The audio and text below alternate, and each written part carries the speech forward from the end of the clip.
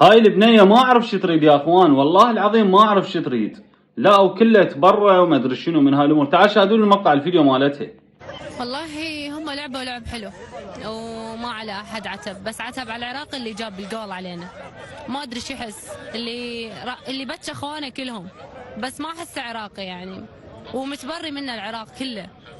بس تعالي اريد افتهم ليش نتبرى من عنده؟ يعني فوق ما فرحنا، فوق ما فوزنا، فوق ما جاب عليكم جول، تريدين نتبرى من الأئمة؟ ليش يعني هسه انتم خلوكم بمكاننا.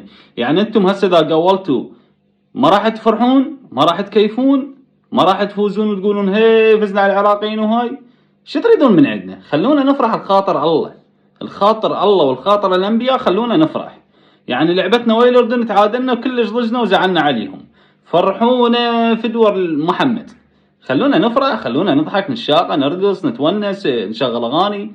ترى ماكو هيجي حكي يعني كل ما نفوز على فريق يظلون يحجون علينا. احنا شو علينا؟ احنا شنو ذنبنا؟ احنا نريد نفرح لا اكثر ولا اقل.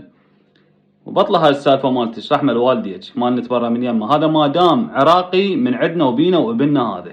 كل الحب والاحترام لكم يا حبايب قلبي، لا تنسون حطوا لنا كل متابعه وحركه الاكس بلور واي شيء جديد تلقونه بحسابي. تحياتي لكم يا حلوين.